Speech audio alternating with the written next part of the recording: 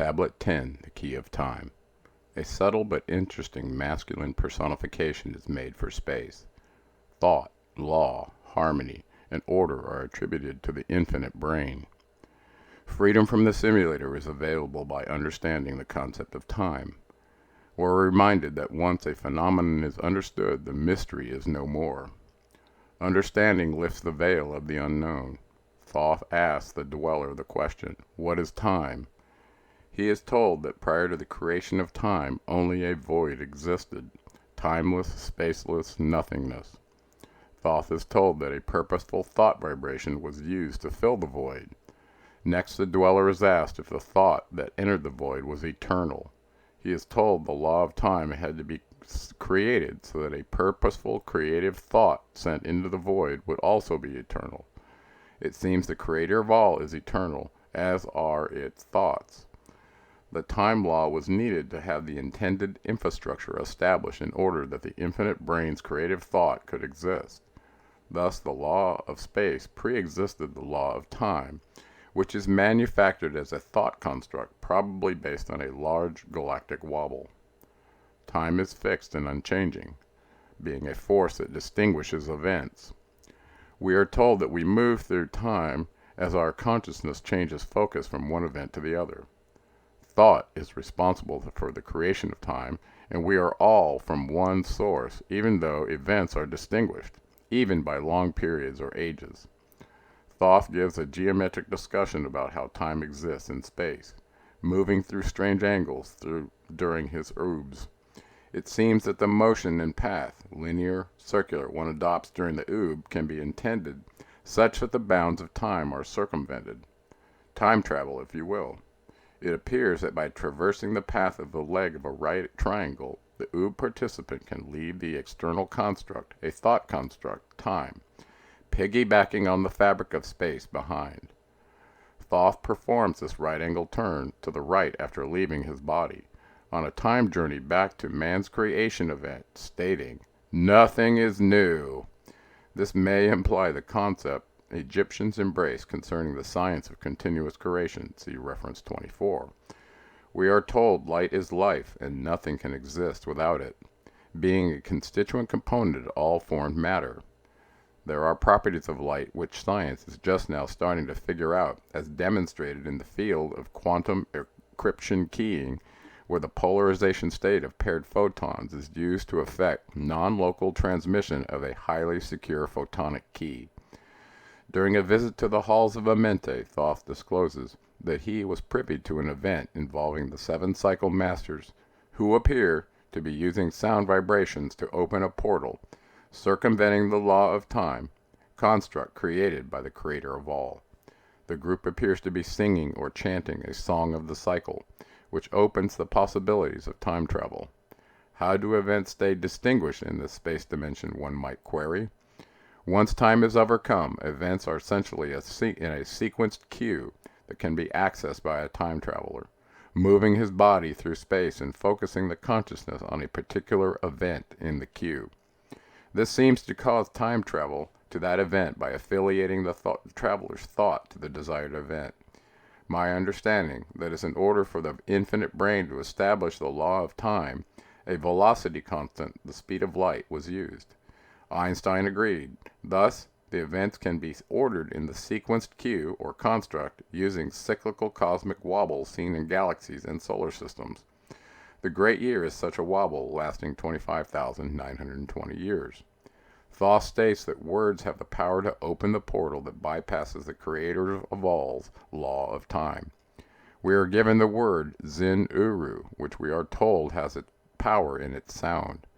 Putting the pieces together, this word could have been the song that opens the cycles that Thoth overheard from the masters of the 7 cycles in the halls of Amente. Thus, just saying the word may have little effect versus chanting in a special way. For instance, how long does one linger on each of the syllables? Is there a frequency sweep performed using the voice as done when chanting the Om mantra?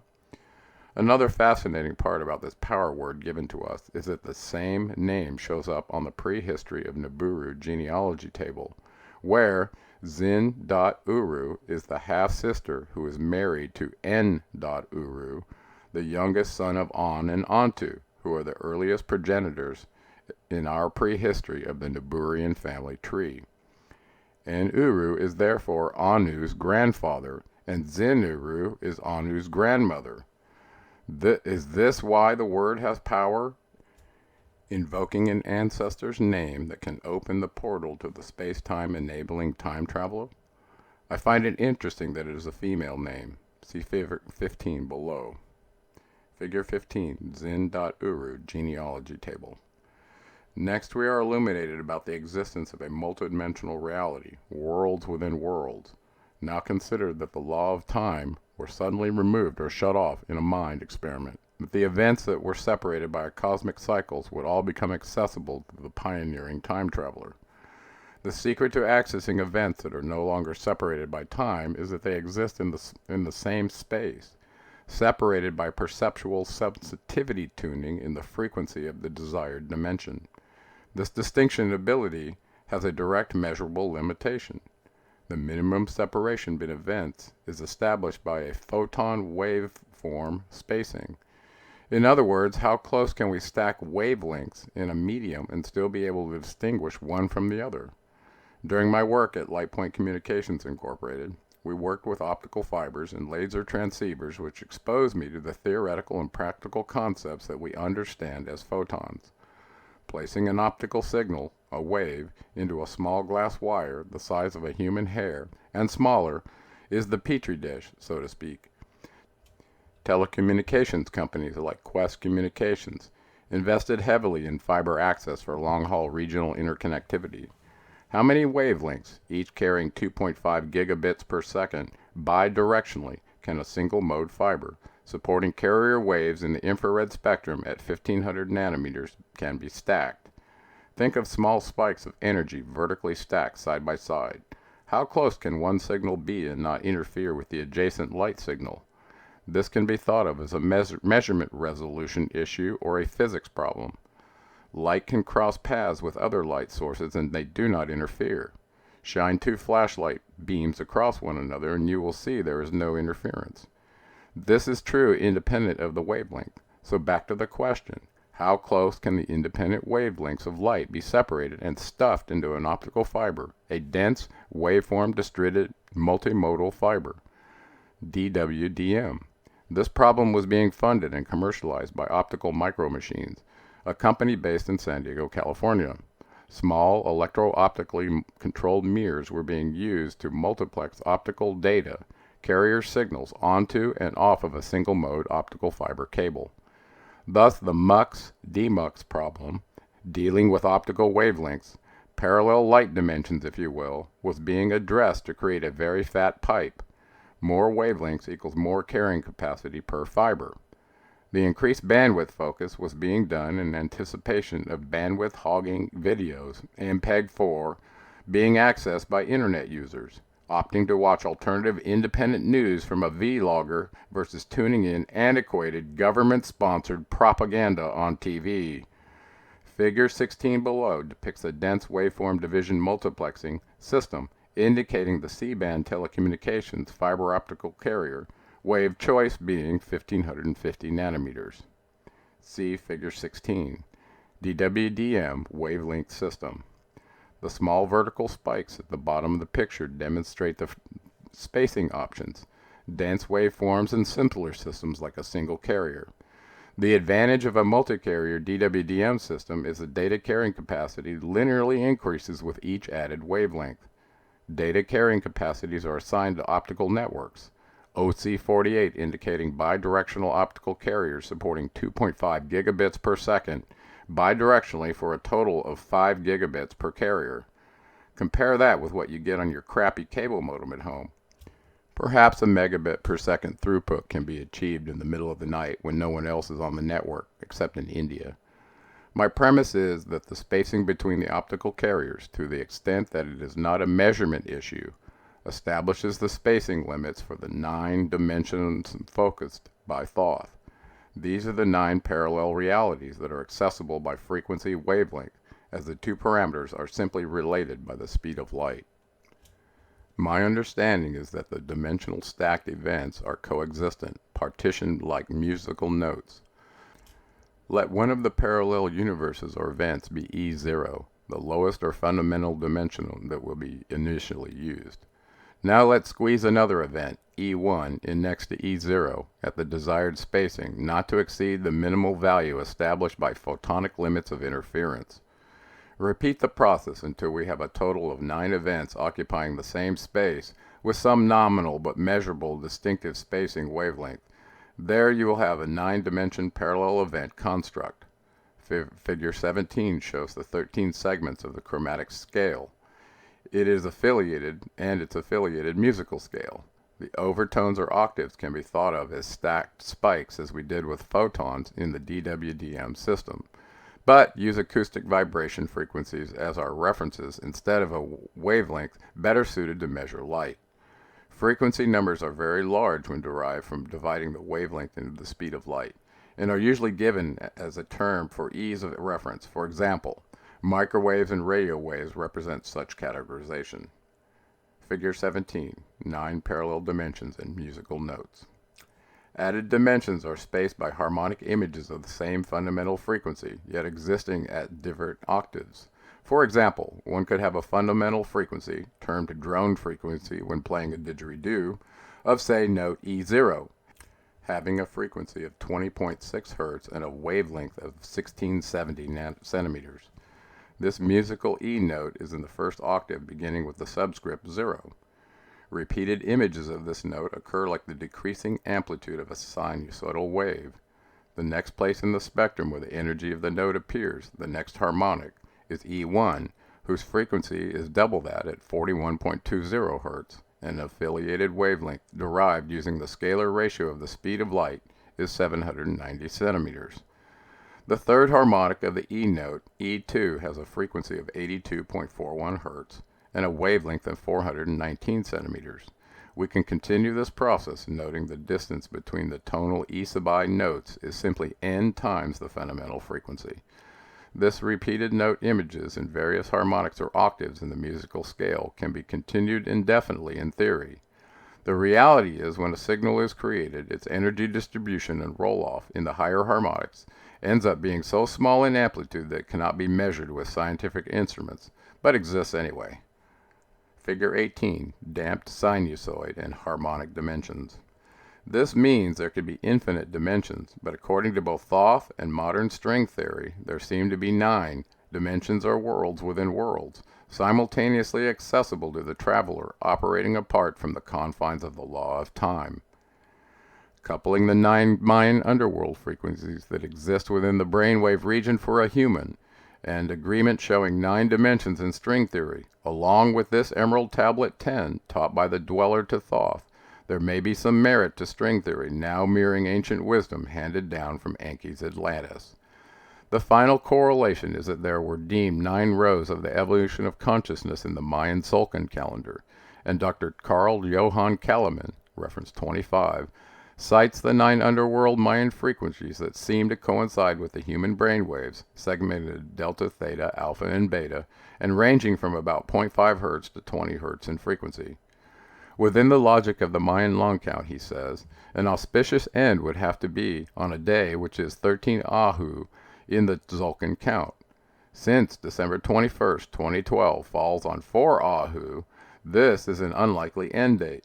The 28 October 2011 is a 13 Ahu date. Beginning with the Big Bang, he believes creation has continued through a series of waves, each one a factor of 20 times shorter in duration than the one preceding it. Each wave has driven the structure of the universe to a higher level. See Figure 19, Mayan Calendar of Consciousness. The first wave drove the creation of physical cellular matter, and the second level of consciousness in the table produced mammals. The first monkeys were established in the third segment, and in the fourth level we see the emergence of humans in tribal groups. During the fifth wave we see humans organized into regional groups, and then into national groups in the sixth. The seventh wave encompasses human awareness of the whole planet, and the eighth awareness of our place in the galactic structure. The final wave, the ninth and shortest of all, began 8 March 2011 and will complete along with all the others on 28 October 2011, at which time in awareness the whole of the cosmos is achieved by the primitive workers transformed by wisdom into gods. The importance of the telescoping scalar, 20, the factor of 20, is that in the final phase, the time between our thoughts and the manifestation of their physical reality happens very quickly, essentially within 20 days. So be very careful guarding your thoughts to direct them toward the light. You have become a hopefully conscious co-creator with the creator of all during this ascension window of opportunity. Okay, back to the tablet analysis since we have gotten pretty deep with the law of time. Next, Thoth discusses dressing himself in his magician magus outfit and opening a portal via ritual in an attempt to free Ereshigal, a lady of light held captive by the dark prince of Arulu. This maiden in distress turns out to be Nergal's wife, as shown in my genealogy table. Nergal had the title of the king of the netherworld as well as Metatron. Ereshigal, the wife of Nergal, son of Enlil and Ninlil, was given the title Queen of the Netherworld in Sumer. It is my understanding that Enki had a son with Ereshigal, Ningshita. Thus, if this is the same being whom Thoth saves in the tablet account, then he performed this act to save his mother. See figure 20 below, which depicts the relationships between the players. The fact that Ningshita is the captive's son provides the motivation behind the magus costume and the subsequent incantation to open the portal to space-time in an attempt to save her from some bad situation, which he achieves successfully. Interesting to see that a son of Enki married an offspring of Enlil, probably to mitigate family feuds. Figure 20, Ereshigal genealogy table. Thoth was a child of that union. Perhaps that is why Anu designated him to be the messenger of the gods. Listy, O man, take of my wisdom. Learn of his deep hidden mysteries of space. Learn of the thought that grew in the abyss, bringing order and harmony in space. Know ye, O man, that all exists, has being only because of the law. Know ye the law, and ye shall be free. Never be bound by the fetters of night. Far through strange spaces I have journeyed, into the depth of the abyss of time, until in the end all was revealed.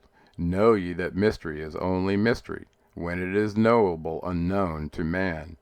When ye have plumbed the heart of all mystery, knowledge and wisdom will surely be thine. Seek ye and learn that time is the secret, whereby ye may be free of this space. Long have I sought wisdom, I, and shall seek of eternity's end. For know that ever before me receding shall move the goal I seek to attain. Even the lords of the cycles know that not yet have they reached the goal. For with all their wisdom they know that truth ever grows. Once in a past time I spoke to the dweller, asked of the mystery of time and space, asked him the question that surged in my being, saying, O Master, what is time? Then to me spoke he the Master, Know ye, O Thoth, in the beginning, there are void and nothingness, a timeless, spaceless nothingness, and into the nothingness came a thought, purposeful, all-pervading, and it filled the void. There existed no matter, only force, a movement, a vortex or vibration, or the purposeful thought that filled the void. And I questioned the Master, saying, Was this thought eternal? And answered me the dweller, saying, In the beginning there was eternal thought, and for thought to be eternal, time must exist. So into the all-pervading thought grew the law of time. Time which exists through all space, floating in a smooth, rhythmic movement that is eternally in a state of fixation.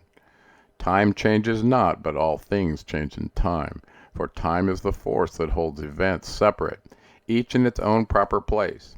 Time is not in motion, but ye move through time, as your consciousness moves from one event to another.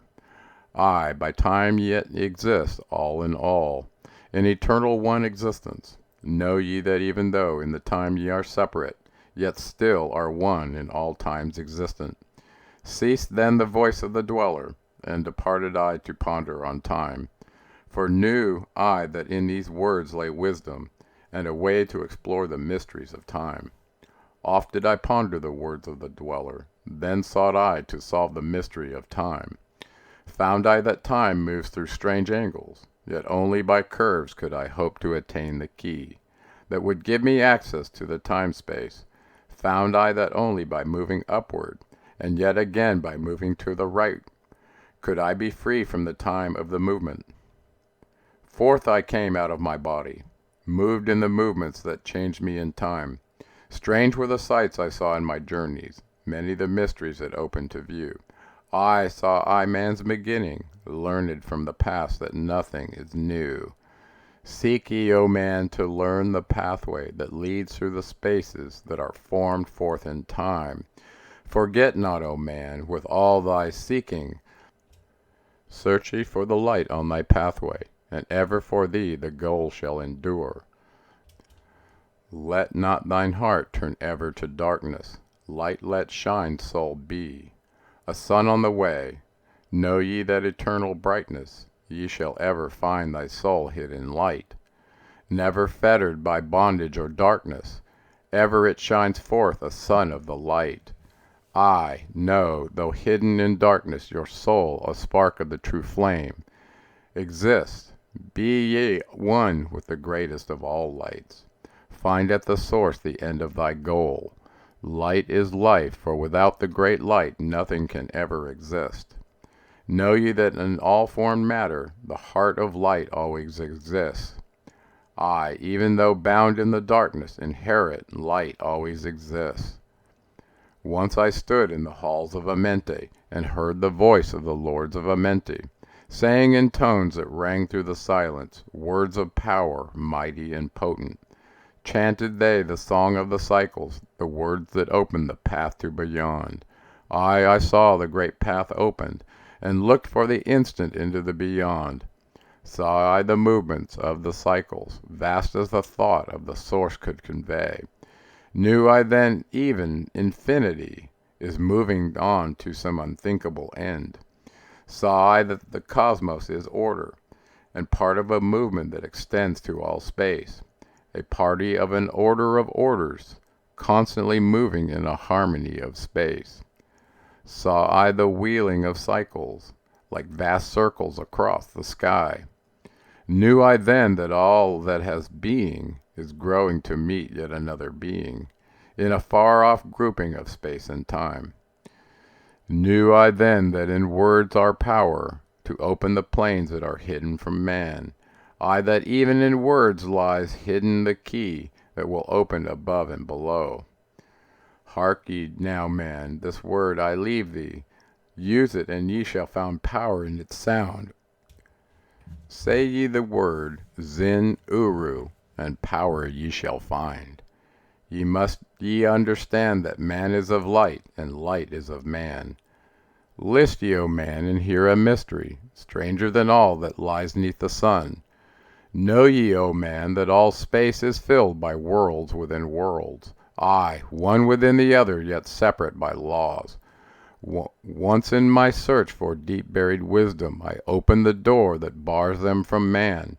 Called I from the other planes of being one who was fairer than the daughters of men. I called her from out of the spaces to shine as a light in the world of men. Used I the drum of the serpent, wore I the robe of the purple and gold, placed on my head I the crown of silver, around me the circle of cinnabar shone. Raised I my arms and cried the invocation that opens the path to the plains beyond. Cries to the lords of the signs in their houses, lords of the two horizons, watcher of the treble gates. Stand ye one at the right and one at the left, as the star rises to his throne, and rules over his sign. I, thou dark prince of Arulu, open the gates of the dim hidden land, and release her whom ye keep imprisoned. Hear ye, hear ye, hear ye, dark lords and shining ones, and by their secret names, names which I know and can pronounce, hear ye and obey my will. Lit I then with flame my circle, and called her in the space plains beyond, daughter of light, return from Arulu. 7 times have I passed through the fire. Food have I not eaten, water have I not drunk. I call thee from Arulu, from the realms of Agreshgal I summon thee, Lady of Light. Then before me rose the dark figures, the figures of the lords of Arulu. Parted they before me, and forth came the Lady of Light. Free was she now from the lords of the night, free to live in the light of the earth's sun, free to live as a child of the light. Hear ye and listen, O my children. Magic is knowledge, and only is law. Be not afraid of the power within thee, for it follows law as the stars in the sky.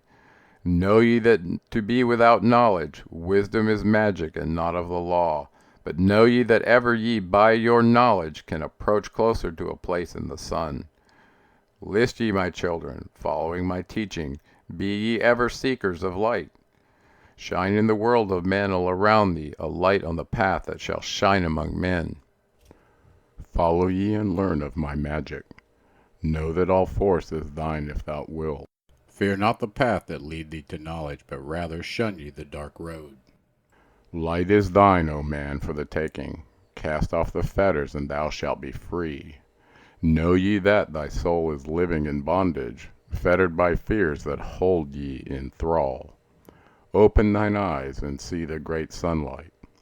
Be not afraid, for all is thine own. Fear is the lord of the dark Arulu, to he who never faced the dark fear. I know that fear has existence, created by those who are bound by their fears. Shake off thy bondage, O children, and walk in the light of the glorious day. Never turn thy thoughts to the darkness, and surely ye shall be one with the light. Man is only what he believeth, a brother of darkness or a child of the light. Come through into the light, my children, walk in the pathway that leads to the sun. Hark ye now, and list to the wisdom. Use thou the word I have given unto thee. Use it, and surely thou shalt find power and wisdom, and light to walk in the way. Seek thee and find the key I have given, and ever shalt thou be a child of the light.